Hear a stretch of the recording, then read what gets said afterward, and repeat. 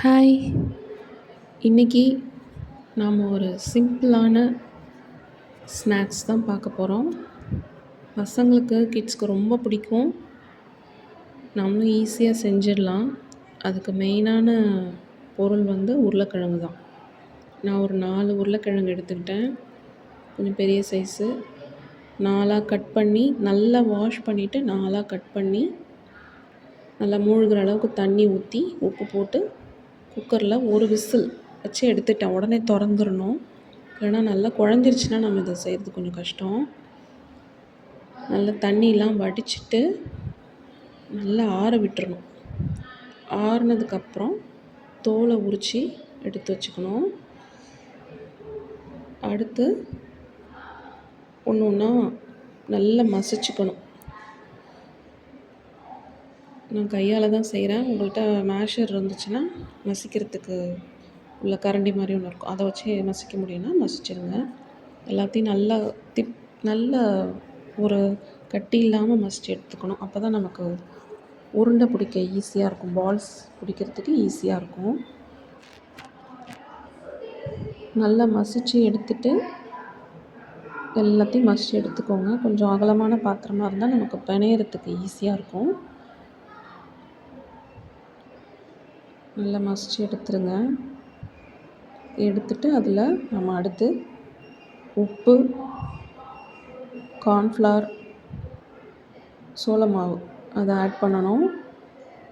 Chilli flakes இருந்ததுன்னா போடலாம், இல்லைன்னா மிளகாத்தூள். நான் கார்ன்ஃப்ளவர் தான் சேர்க்குறேன், 2 ஸ்பூன் போடுறேன். போட்டுட்டு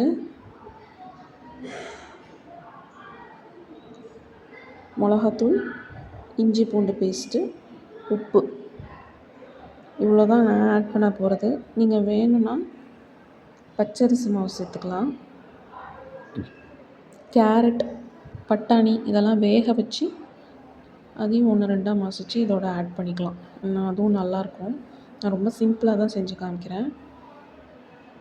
இப்போ அடுத்து மிளகாத்தூள் போடுறேன். கொஞ்சம் காரம் கம்மியாக தான் போடுறேன், 1 ஸ்பூன் தான் போடுறேன். இது செய்யும் போதே இதுலேயே நம்ம பன்னீரை துருவியும் போட்டுக்கலாம். பொட்டேட்டோ பன்னீர் பால்ஸ் மாதிரி, அதுவும் நல்லாயிருக்கும்.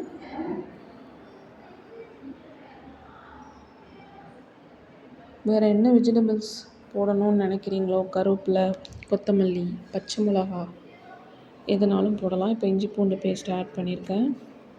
நமக்கு வந்து உருண்டை பிடிக்கும்போது அது கஷ்டமாக இருக்கக்கூடாது, அதுக்கேற்ற மாதிரி அதை குட்டி குட்டியாக கட் பண்ணி போட்டுக்கிட்டா நல்லாயிருக்கும். அப்புறம் உப்பு, இது எல்லாத்தையும் நல்லா பிணைஞ்சிக்கணும். நான் எல்லாமே கையால் தான் செய்கிறேன். கையாலே நல்லா பிணைஞ்சிட்டு அதுக்கப்புறம் ஒன்று ஒன்றா உருண்டை பிடிக்க ஆரம்பிக்கலாம். ஈவினிங் டைமுக்கு ரொம்ப நல்லாயிருக்கும், ஈஸியாக செஞ்சிடலாம். உருளைக்கிழங்கு வேக வச்சு மட்டும் வச்சிட்டோம்னா ஈஸியாக செஞ்சிடலாம். பசங்களுக்கும் ரொம்ப பிடிக்கும். நம்ம வீட்டிலையே ஒரு நல்ல ஃபுட்டு செஞ்சு கொடுத்தோங்கிற ஒரு சாட்டிஸ்ஃபேக்ஷன் இருக்கும் நமக்கு. அந்த ஆரிகானோ பவுடர் கொஞ்சம் வீட்டில் இருந்துச்சு, அதையும் நான் ஆட் பண்ணிட்டேன்.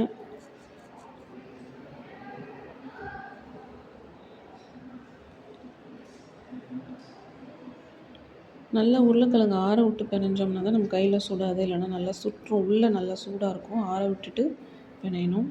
இல்லை கையாலே சேர்த்து மிக்ஸ் பண்ணி, தண்ணி ஊற்றிடாதீங்க. தண்ணி ஊற்றினீங்கன்னா குழ குழன்னு ஆகிடும்.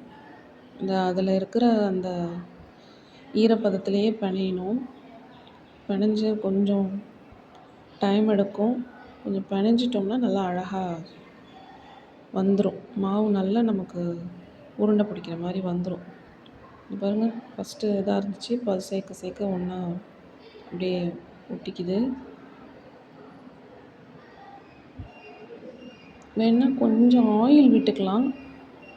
நிறைய மாவு போட்டுட்டிங்கனாலும் பிணைய கஷ்டமாக இருக்கும். இப்போ வேணால் லைட்டாக தண்ணி தெளிச்சிக்கலாம். நமக்கு அளவு பார்த்து தண்ணி ஊற்றணும். ரொம்ப ஊற்றிட்டிங்கன்னா பிணைய முடியாது, உருண்டையும் வராது. உருளைக்கிழங்கும் அதிகமாக வெந்துருச்சுன்னா ஒரு மாதிரி குழ குழன்னு ஆகிடும். அப்போ மாவு நிறைய போட்டோம்னா கொஞ்சம் மேனேஜ் பண்ணிடலாம். அப்புறம் உருண்டையாக பிடிச்சிக்கணும். அதை எடுத்து சின்ன சின்ன பால்ஸாக, ரொம்ப பெருசாக பிடிச்சிடக்கூடாது, சின்ன பால்ஸாக பிடிச்சிடலாம். அப்போ தான் வேகும், உள்ளுக்குள்ளேயும் வேகும். பெருசாக பிடிச்சிட்டிங்கன்னா வேகாது உள்ளார. நான் இது ஒரு ஃபஸ்ட்டு செட்டு தான் செஞ்சுருக்கேன். அடுத்தது இதை ரெடி பண்ணி வச்சுட்டு ஸ்டவ் ஆன் பண்ணிவிட்டு ஒரு பேன் வச்சுட்டு பொரிக்கிறதுக்கு எண்ணெய் ஊற்றிக்கலாம். எண்ணெய் நல்லா சூடானதுக்கப்புறம் ஒவ்வொரு பால்ஸாக போட்டு மீடியம் ஃப்ளேமில் பொரிக்கணும். ஹை ஃப்ளேமில் வைக்கக்கூடாது, கருகிரும். லோ ஃப்ளேம்லேயும் வைக்கக்கூடாது, வேக நேரம் ஆகும். மீடியம் ஃப்ளேமில் வச்சு பால்ஸை போட்டு கொஞ்சம் அந்த கலர் மேலாக மாறும். அப்போ நம்ம திருப்பி போடணும். ஒவ்வொரு பாலாக போடுங்க. மொத்தமாக அள்ளி போட்டிங்கன்னா எல்லாம் உடஞ்சிரும். ரொம்ப ஸ்ட்ராங்காலாம் இருக்காது, இது சாஃப்டாக இருக்கிறதுனால அள்ளி போடக்கூடாது. ஒன்று ஒன்றா போட்டால் தான் கொஞ்சம் நல்லாயிருக்கும். இல்லைன்னா உடஞ்சிரும், உள்ளேயே கரைஞ்சிரும் எண்ணெயிலேயே. இந்த பால் செய்யும்போதே பாதி பாலாக இருக்கும்போது நடுப்புற நம்ம ஹோல் பண்ணிவிட்டு அதில் சீஸ் லேயர்ஸும் வைக்கலாம். சீஸ் லேயர்ஸு இல்லைனா சீஸ் க்யூப்ஸாக இருந்துச்சுன்னா அதை குட்டி குட்டியாக கட் பண்ணி உள்ளே வச்சு அதை ஸ்டஃபிங் மாதிரி வச்சு மேலே கவர் பண்ணி மூடி பொரிச்சு எடுத்தோம்னா அது பொட்டேட்டோ சீஸ் பால்ஸ். அவ்வளோதான், எல்லாம் ஒன்று தான். நான் வெறும் பொட்டேட்டோ மட்டும்தான் வச்சு செய்கிறேன். இதை இப்படியும் செய்யலாம். இதை மட்டும் இல்லாமல் இந்த உருண்டை பிடிச்ச பொட்டேட்டோ பாலை வந்து நல்ல மைதா மாவு சுழியத்துக்கு கரைக்கிற மாதிரி கொஞ்சம் திக்காக, நல்லா தண்ணியாக கரைக்கக்கூடாது, கொஞ்சம் திக்காக கரைச்சி உப்பு போட்டு கரைச்சிட்டு அதில் இந்த உருண்டையை போட்டு பரட்டி எடுத்துகிட்டு ப்ரெட் க்ரம்ஸ் தனியாக வச்சுக்கணும். அதில் போட்டு அதை முக்கி எடுத்து பொரித்தோம்னா அது வேறு டேஸ்ட்டாக இருக்கும். மேலே நல்ல கிறிஸ்பியாக வரும். இதுவும் நல்லா கிறிஸ்பியாக தான் வரும். இதுவும் நல்லா வந்துச்சு, ட்ரை பண்ணி பாருங்கள். அதுவும் நல்லாயிருக்கும். நம்ம டேரெக்டாகவே போட்டிருக்கோம். இப்போ இது ஈஸியாக குயிக்காக செய்கிறது. அது நம்ம மாவில் போட்டு அப்புறம் ப்ரெட் க்ரம்ஸில் போட்டு அதுக்கப்புறம் அதை பொரிக்கணும். இப்போ ஓரளவுக்கு கலர் மாறி இருக்குது. நம்ம கரண்டி வச்சு தள்ளினாலே எல்லாம் நகரும் உடையாமல். அந்த ஸ்டேஜில் கொஞ்சம் திருப்பி விட்டுக்கணும். இப்படி ஒரு 5 மினிட்ஸ் ஆகிடும் வேகிறதுக்கு. அப்போ தான் உள்ளே நிறையும் வேகும், இல்லைன்னா மாவாகவே இருக்கும்.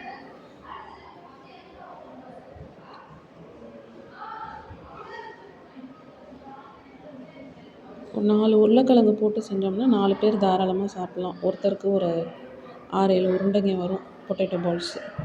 ஈவினிங் டைம் ஸ்நாக்ஸ்க்கு ஒரு நல்ல பெஸ்ட்டு டிஷ் இது.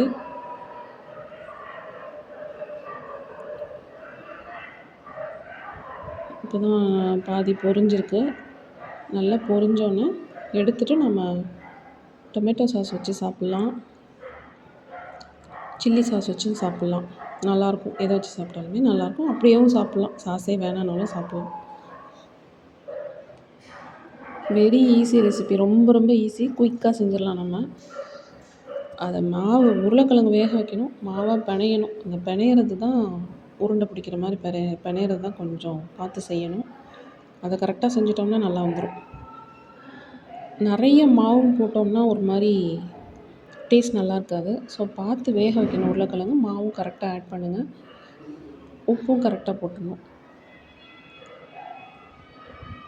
இப்போ கொஞ்சம் நல்லா கலர் மாறிடுச்சு. இது எண்ணெயெல்லாம் உரியவே இல்லை, நல்லா வந்தது. இப்போ ஓரளவுக்கு வெந்துருச்சு. இப்போ நல்லா ஒரு தடவை திருப்பி விட்டுக்கலாம்.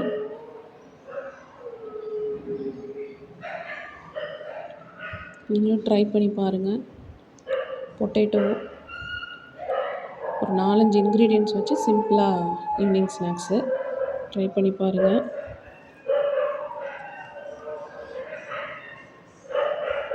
ட்ரை பண்ணி பார்த்துட்டு எப்படி இருக்குதுன்னு சொல்லுங்கள். சப்ஸ்கிரைப் பண்ணுங்கள், கமெண்ட் பண்ணுங்கள், ஷேர் பண்ணுங்கள், லைக் பண்ணுங்கள்.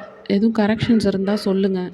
இல்லை வேறு என்ன ஸ்நாக்ஸ் உங்களுக்கு தெரியும், ஈவினிங் டைமில் நீங்கள் என்னென்ன செஞ்சு கொடுப்பீங்க வீட்டில் பசங்களுக்கு, அதெல்லாம் கமெண்ட் பண்ணுங்கள், சப்போர்ட் பண்ணுங்கள். இப்போ ஓரளவுக்கு வெந்துட்டு இன்னும் நல்லா ஃபுல்லாக கோல்டன் ப்ரௌன் ஆகணும். இது ஒவ்வொரு இடத்துல தான் ஒரு மாதிரி இருக்குது. நல்லா ஃபுல்லாக கோல்டன் ப்ரௌன் ஆகணும். இப்போ நம்ம எடுத்துடலாம். இந்த மாதிரி வந்துருச்சுன்னா இப்போ இந்த கலர் வந்துருச்சு, கோல்டன் ப்ரௌன் கலரு. இது எடுக்கிற ஸ்டேஜ் தான். இப்போ நாம் எடுத்துடலாம்.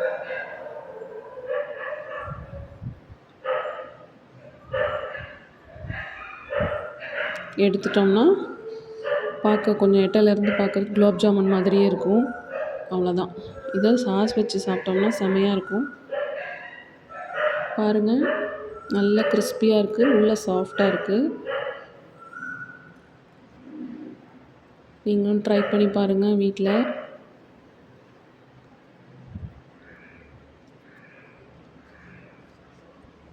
சப்ஸ்கிரைப் பண்ணுங்கள், கமெண்ட் பண்ணுங்கள், ஷேர் பண்ணுங்கள், சப்போர்ட் பண்ணுங்கள். தேங்க்யூ.